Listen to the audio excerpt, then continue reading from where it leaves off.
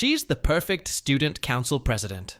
Top grades, flawless smile, the girl everyone wishes they could be. But the second she's alone, that smile drops, and what's underneath is something nobody's supposed to see. And then one quiet girl, the one who never comes to school, hears every word. Now she has something on her, and she's decided this is going to be a game. The only question is how far she's willing to go.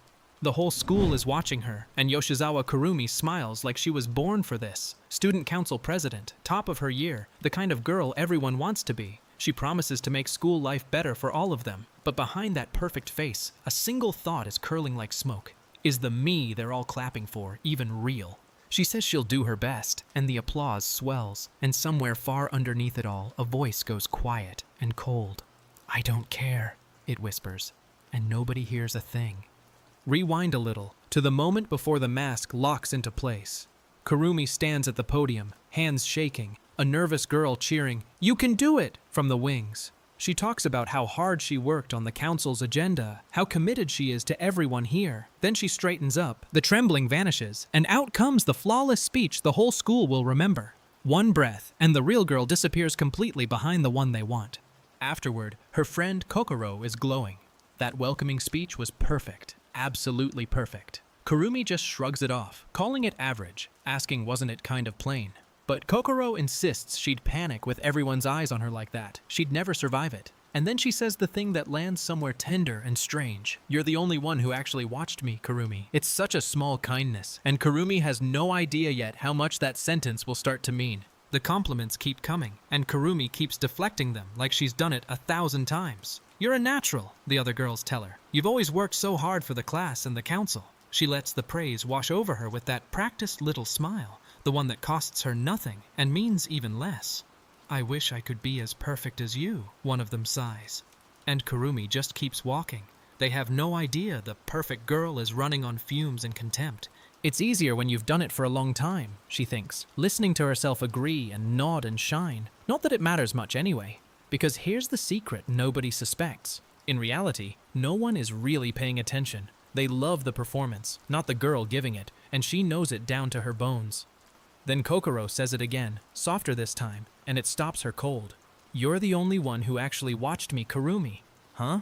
And for just a second, the mask slips. Kokoro really does think the world of her, gushing that everybody finds her amazing. Kurumi starts to say, "That's not," but the words die before they form. They walk the hall together, and Kokoro teases that Kurumi's easy to spot in a crowd because she's so tall. Kurumi admits she's self-conscious about her height, and Kokoro can't believe it. Isn't being tall a good thing? It's such an ordinary, warm little conversation, the kind that makes you forget anyone's hiding anything at all. The first student council meeting wraps, everyone offering tired good work todays. Kurumi's already mentally somewhere else. She has cram school. She's going to be late. A flustered classmate apologizes for running behind on day one, and Kurumi waves it off, gracious as always. She took notes during the meeting. She'll turn them in later. No trouble at all. Thank you so much!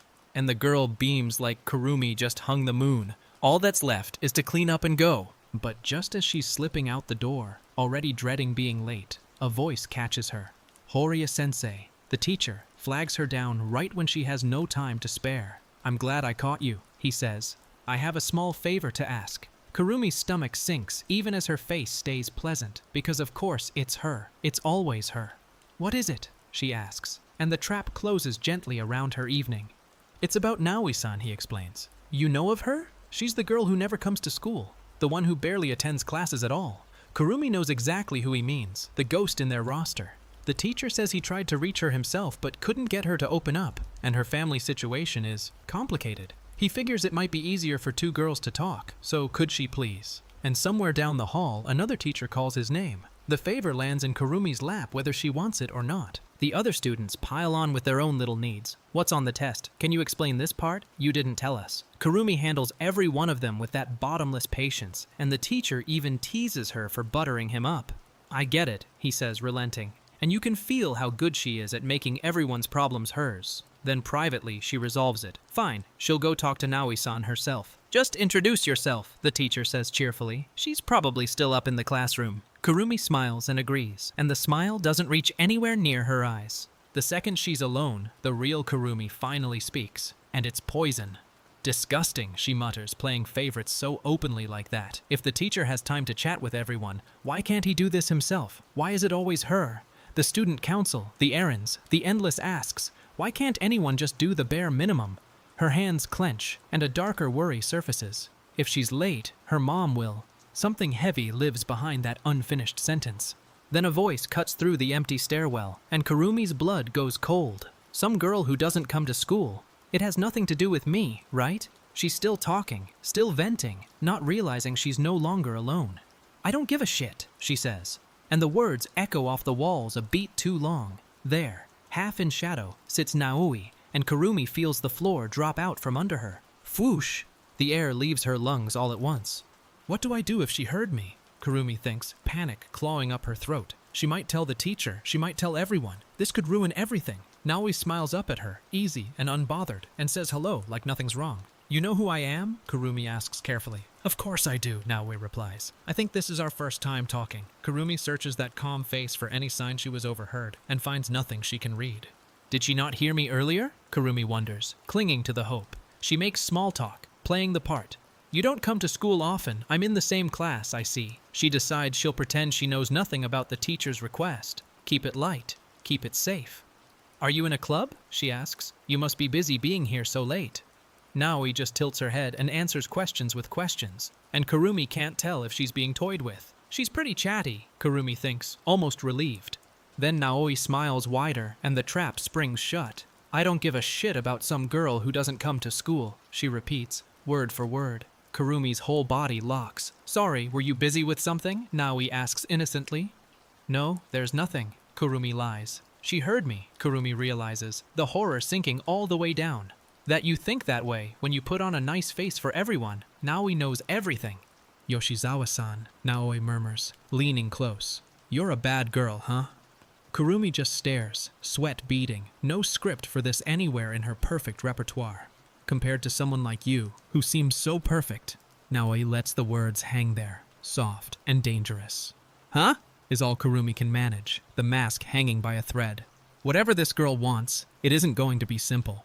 Kurumi tries to retreat into her shell. It'd be best if I didn't speak to her, she decides. But the next day, the teacher corners her again. I heard from Naoi-san. Kurumi's heart stops. What did Naoi say? What does she know? Naoi-san. The name follows her like a shadow she can't shake. Yoshizawa-san, the teacher says, and Kurumi braces for the whole thing to come crashing down. Everything she's built is suddenly so fragile. I don't know what he expects, Kurumi thinks, dizzy with dread, but I shouldn't get involved with Naoi-san any further. She resolves to keep her distance, to wall it all off. Then she catches the whispers, the snickers rippling through the classroom behind cupped hands. Total personality shift, someone giggles. What was that just now? What a suck-up. Stop, she'll hear you. Another laughs, not bothering to be quiet. The cracks are spreading, and Kurumi can feel every single eye. She trembles, a shiver running down her spine as the laughter follows her out. Ba-dump! Ba-dump! Her heart pounds too loud in her ears. Yoshizawa-san, someone calls, and she can't tell anymore who's friend and who's enemy. You really are. The words swim up at her like something rising from deep water. A bad girl. And the phrase hits like a verdict she can't appeal. Everything she's hidden is starting to surface. She ducks into a shop to buy an eraser, just a tiny, ordinary thing. 110 yen, please. For one wild second, she almost did something so stupid over one eraser, and she catches herself, hand frozen. Phew, she breathes. The danger passing, just a normal purchase, just a normal girl. She checks the time. If she hurries, she can still make cram school, only a bit late. The relief is real, the close call already fading. She has no idea she's being watched. Days later, Kokoro is chattering away on a bench. Mom fell over stories and lunchtime laughs. Kurumi half listens, distracted, gnawed at by something she won't name. Sorry, was I talking too much? Did that bother you? Kokoro asks, suddenly anxious. Are you upset about something? Is something wrong? It's nothing, I'm fine, Kurumi snaps, sharper than she means to. I'm always here if you need to talk, Kokoro starts. I said it's nothing. The kindness only makes it worse. And then Naoi appears at her shoulder, like she belongs there. Kurumi freezes, that dark, calm presence pressed close again. Should I mess with her too? Kurumi thinks bitterly, glaring at the vending machine. Naoi says she doesn't drink fizzy stuff, but no worries. I'll drink whatever you pick. What? Kurumi says flatly, thrown completely. Naoi has decided, for reasons of her own, to orbit this girl. You and I have different tastes, Naoi-san, Kurumi says. Why is she hanging around me? Water? How boring. Naoi sighs at the bottle. We can trade then. I'll drink it. Then she cracks open a can with a hiss and tells Kurumi she should take a breather. Yoshizawa-san, why are you so uptight? She asks. Uptight? Otherwise, well, you know. There's something almost playful in it, and something underneath that isn't playful at all. You might end up, Naoi says, leaning in with that knowing smile, doing some shoplifting. Kurumi goes rigid, the bottle suddenly heavy in her hands. The words land exactly where they're aimed, on the close call she thought no one saw. Naoi watches her face crumble in real time, savoring it. Kurumi's composure drains away, sweat sliding down her temple. She knows. Somehow she knows. But I didn't steal anything, Kurumi insists, voice cracking. I don't know what you think you saw.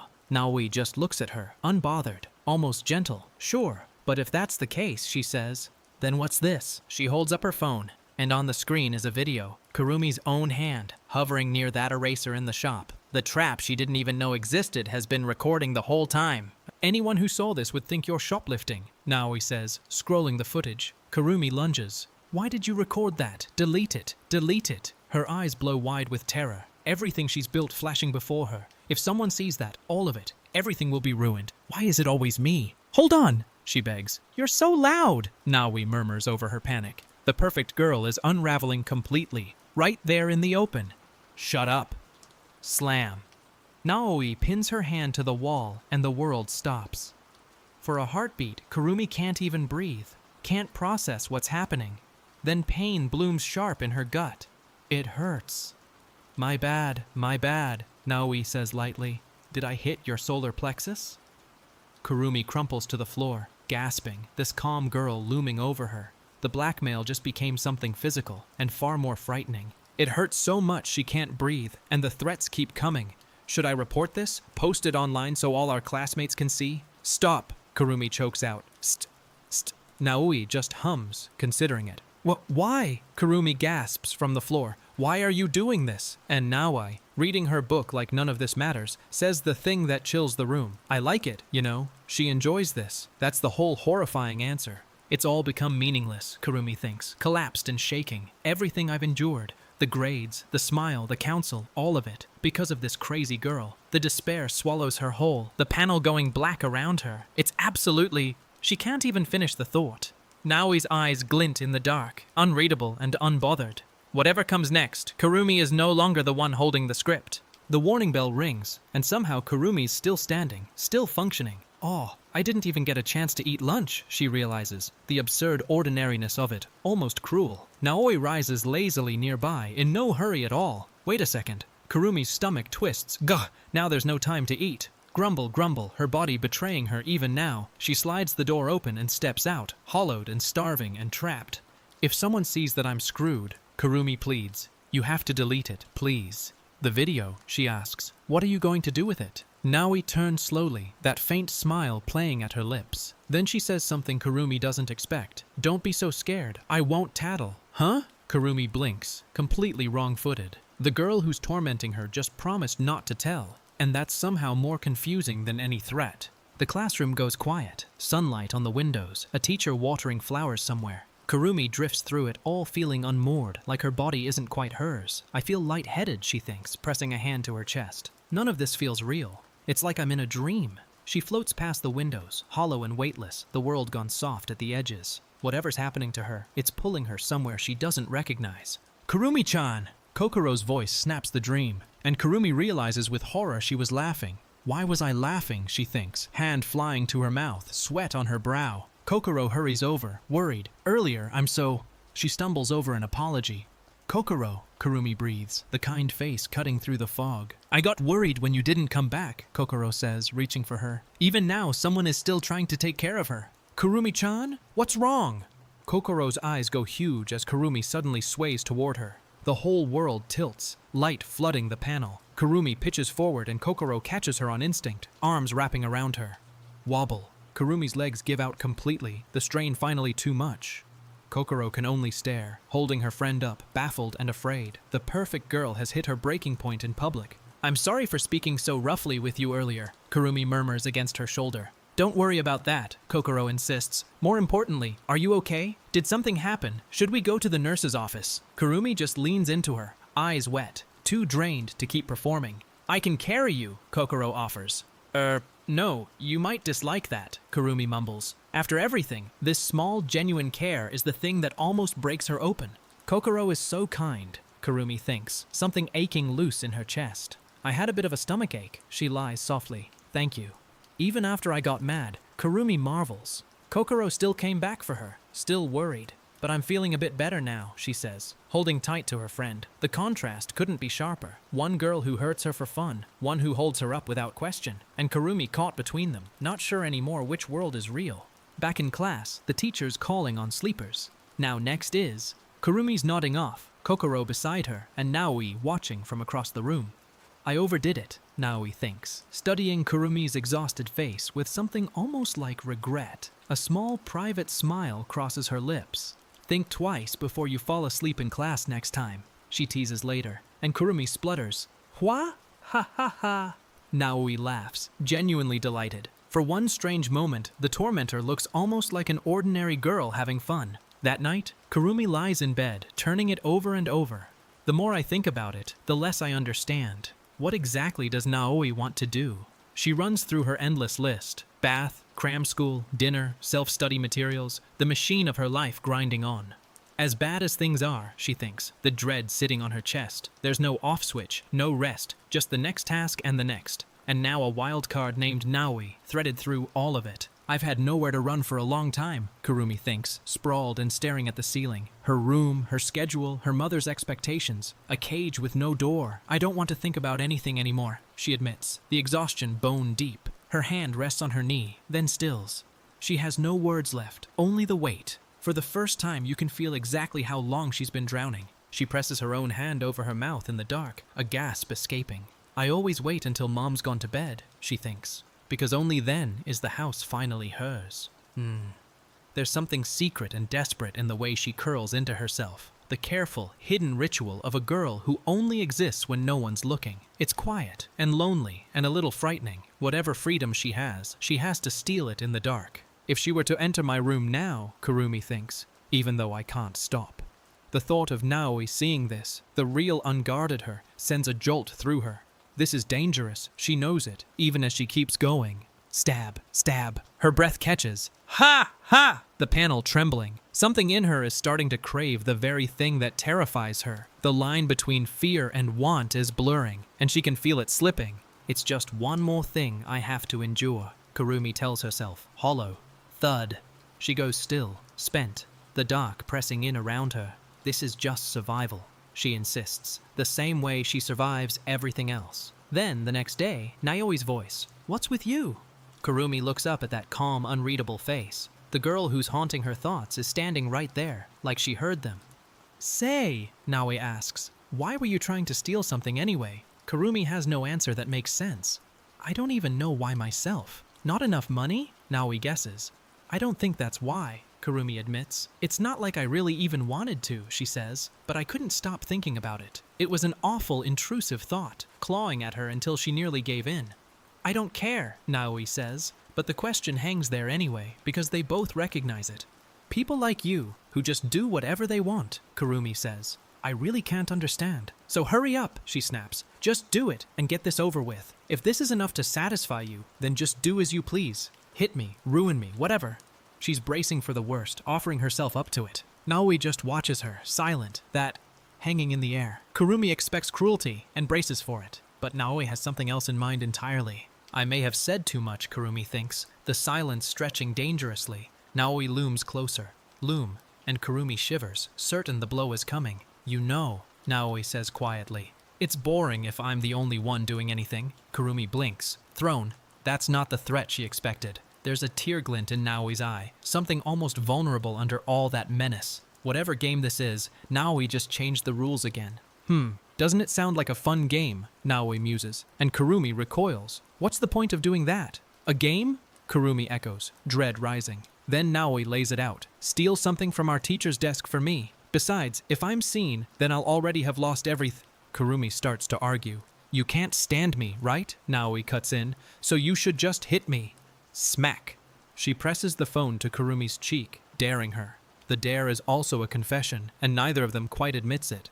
You've just been complaining and complaining, Naoi says. Compared to shoplifting, this is more like a cute little prank. Kurumi stares, cornered again, the logic twisting around her like wire. If you do it, I'll even delete the video, Naoi offers. The carrot after all the sticks.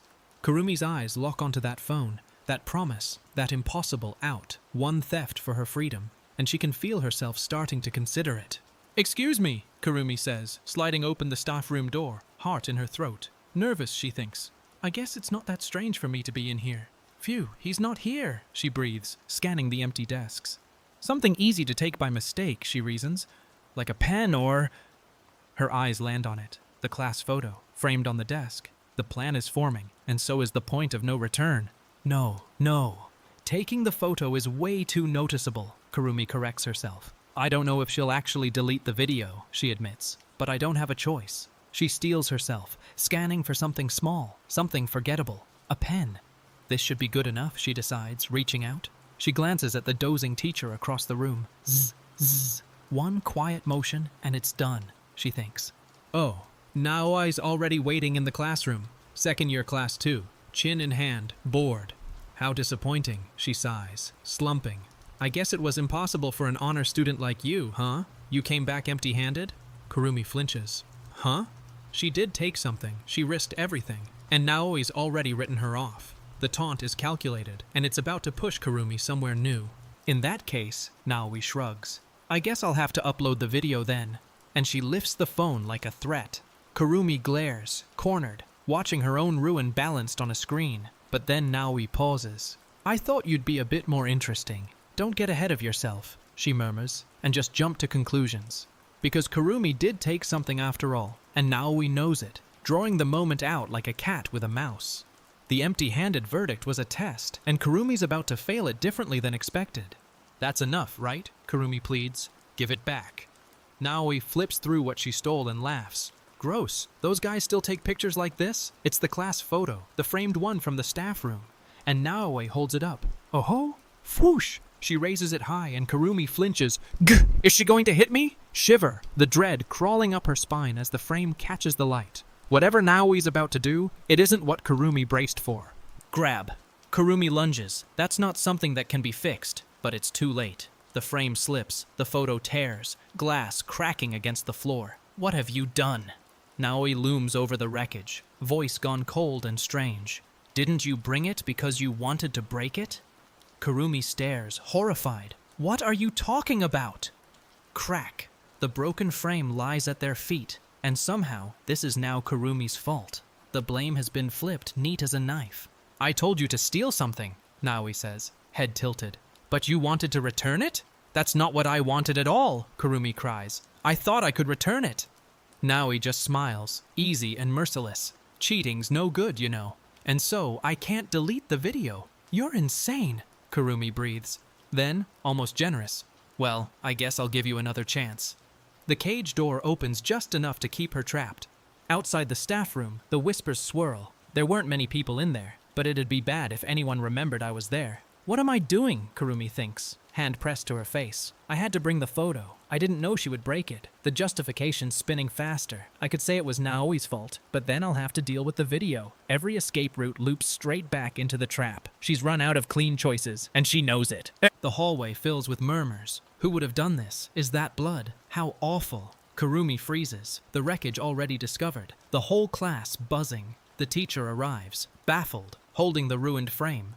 It's our class photo. What's going on? What's everyone? He can't even finish. Good morning, he says weakly, surveying the damage. The crime Kurumi committed is now a scandal with witnesses. If anyone knows what happened, please let me know, the teacher asks the silent room. Kurumi sits rigid. I don't know if anyone suspects me, but I can't shake the feeling that that's the case. She knows it's best to tell the truth, grinding her wounded fingers together. But if I do that, then my school life... The whole perfect edifice hangs on her silence. Every instinct screams confess, and every fear screams don't. She's never been this close to losing it all. A classmate steps forward to cover for the confusion. When I stopped by after school, it was already like that. It freaked me out, so I went home. The teacher nods slowly.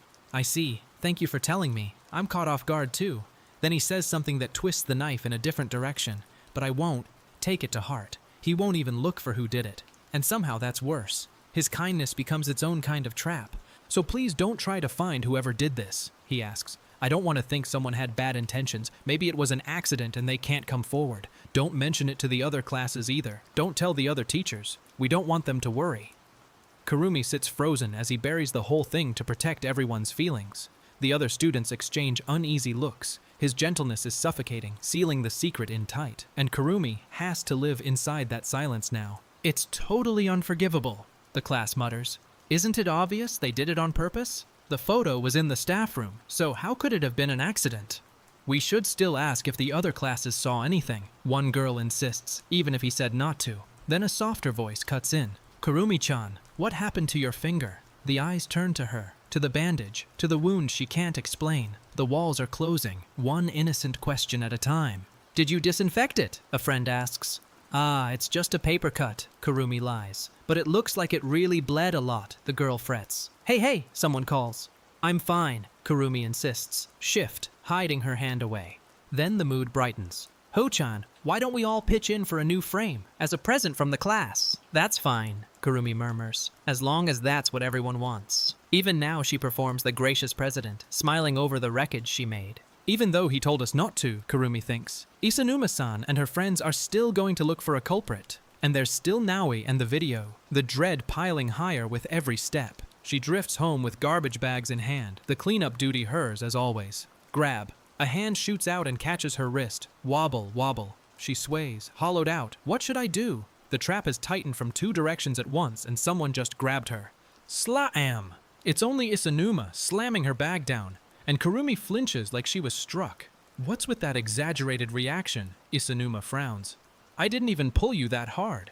Her 2 friends hover behind her watching. Kurumi's nerves are so frayed that an ordinary touch reads as violence now. She's jumping at shadows, primed for the next blow. And Isanuma, it turns out, has her own grievance to air. You're jealous, right? Isanuma accuses. Since he's so kind to everyone. You broke the photo to get his sympathy. That's why you raised your hand earlier. The hell? Kurumi thinks. Isanuma-san, you must be mistaken. What an idiot. But Isanuma isn't finished, and her voice drops to something raw. That face, that attitude, everything about you. I don't care about things like liking someone, she spits. The confrontation Kurumi feared was about the photo. It's actually about pure personal hatred. Just looking at you pisses me off, Isanuma seethes. Having to sit so close to you every day is the worst. Are you trying to make a fool of me? Rip, snap. And Kurumi realizes with horror what's in Isanuma's hands. The class photo, the new one, torn and broken all over again. You know what I mean since you're so smart, right? Isanuma screams, I don't ever want to see you again. The hatred Kurumi hid behind her smile is now being screamed straight into her face. Clang! Isanuma's friends pull her back. Isanuma, that's 2! But the damage is done. Oops, a quiet voice says nearby. And there's Naoi, watching it all, a cup tipping over at her feet. Let's go, she says simply, holding out a hand to the stunned, photo-flecked Kurumi. Kurumi can't even speak, covered in the debris of her own unraveling. The one person who reaches for her in this moment is the one tormenting her, and she takes the hand anyway because there's no one else. How awful, Naoi sing-songs, patting Kurumi's head. It's your fault. Look who's talking, Kurumi thinks bitterly, flecks of torn paper in her hair. But Naoi keeps going, gentle and cruel at once. I didn't tell you to take the photo. A pen, or even an eraser, Kurumi mumbles. She's still trying to justify it. Naoi's logic boxes her in from every side, soft-voiced and inescapable. Even comfort from this girl comes wrapped in blame. Aren't you eager? Naoi murmurs. So hurry it up. Enough already, Kurumi snaps. You said you would give me another chance. Scuff! Her shoe dragging the floor. Naoi watches her, that unreadable calm settling over her face. Then she decides. After school, then. I'll give you your chance. Whatever the next game is, it's coming, and Kurumi has nowhere left to run. Ta-da! Naoi spins, holding something thin and gleaming up to her eye. What? Kurumi says flatly, the empty classroom stretching dim around them. Well, I just grabbed what was in the art room. Naoi shrugs. Eh? You know, I'm pretty sure you don't do wood carving, Kurumi realizes, so why do you have that? In Naoi's hand is a carving knife, small and ordinary and wrong. The game just turned into something with a blade. Well anyways, here, Naoi says, pressing the knife toward her. Whoa. Kurumi takes it, sweat beading, the little tool suddenly enormous in her grip. Say, Yoshizawa-san, Naoi murmurs. Rub, rub, running a finger along the blade. Even something ordinary like this, she says, can be a lethal weapon, right? The words hang in the dim classroom like a held breath. Whatever Naoi is asking for, it's darker than anything before. You're thinking about something, Naoi says. Pretty messed up right now, aren't you? Kurumi clutches the knife to her chest, trembling. What is happening? Maybe you're even thinking about taking that and stabbing me? Don't joke about something so dangerous, Kurumi stammers. Hey, I have to go to the staff room, she blurts, desperate for any exit. Eh? She's holding a weapon and a question she doesn't want to answer, and her only instinct is to flee. Our ever so well-meaning teacher wants to give advice to truants like me, Naoi explains. That kind of meeting. Don't tell me it's about the photo, Kurumi worries. Nah, Naoi says, though even if the truth comes out, I won't really be bothered. Kurumi stares. This girl has nothing to lose, and that makes her limitless. Oh, by the way, Naoi adds, turning back. What am I supposed to? Figure it out yourself. The knife is in Kurumi's hand, and the answer is left deliberately, cruelly blank. I don't want to hurt myself, Kurumi thinks, gripping the knife. But I can't think of anything else. Anything else. Her hand trembles, the blade hovering, the awful intrusive thought clawing back. Pretty messed up, aren't you? Naoi's voice echoes in her head. You're thinking about something. But then the truth surfaces, quiet and devastating. Who I was thinking about earlier. It wasn't you. There's someone else entirely living in Kurumi's mind. And that revelation changes everything about what's really happening here. In the staff room, the teacher sits Naoi down. There's something I wanted to discuss. Someone said they saw you working downtown. Naoi's eyes go flat and guarded. I know things must be difficult since it's just you and your father, the teacher says gently, but part-time jobs are against school policy, so that's her secret. Naoi skips school to work, holding her household together alone. You can always discuss anything with me, he offers, and there's Yoshizawa-san as well. The tormentor, it turns out, is carrying a hidden weight of her own. Yoshizawa-san, the teacher says, and the name lands strangely between them. Are things really going to end like this? Naoi wonders, watching him.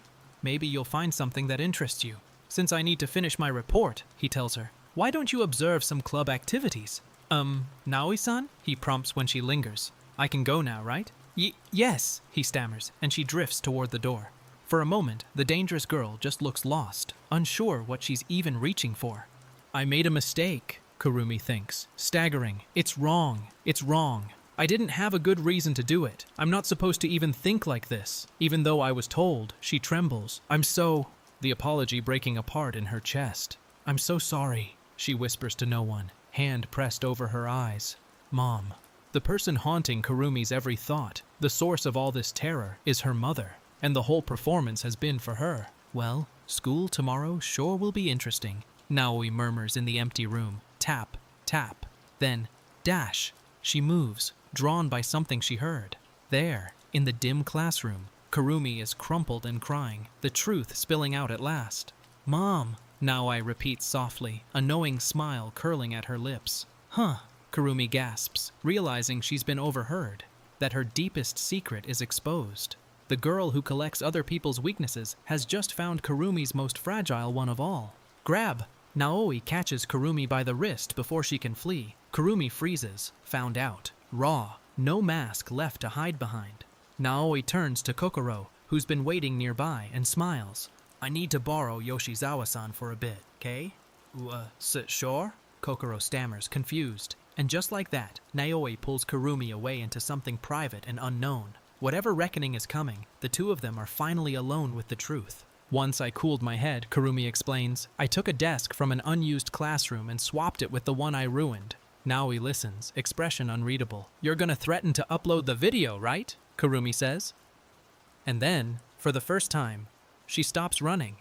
Fine then, go ahead. The girl who would do anything to protect her image has just dared her blackmailer to destroy it. Something in Kurumi has finally, dangerously, broken free. If you rat me out to the teacher, Kurumi reasons, I can explain it's a misunderstanding. I didn't actually steal anything. Think about it. Naoi smiles. If you upload the video and rumors spread, well, I already couldn't care less about what our classmates think, Kurumi says, and means it. Kick me, hit me, do whatever you want. Pause.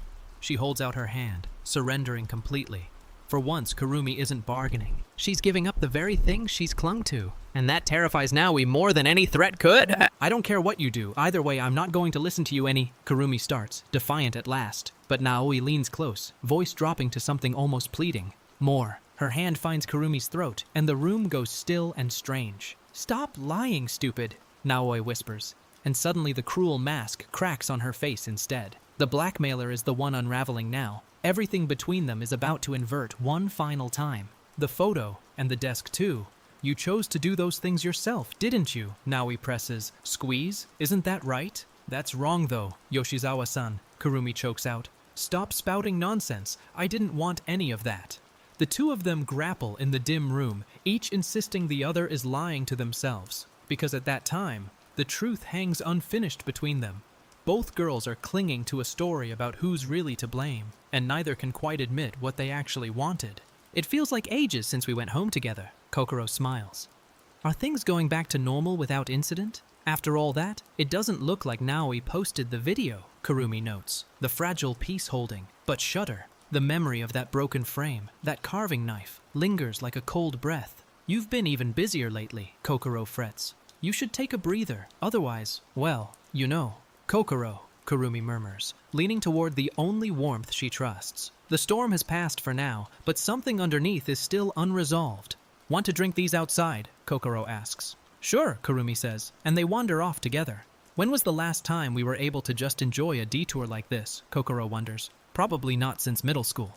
Kurumi-chan, do you remember teaching me how to play catch in elementary school? Kokoro beams. That really takes me back. They've known each other since they were small, and Kokoro lights up at the memory. For one breath, Kurumi is just a girl with an old friend, not a president, not a victim. Oh, look over there, Kokoro says, and the moment turns even gentler.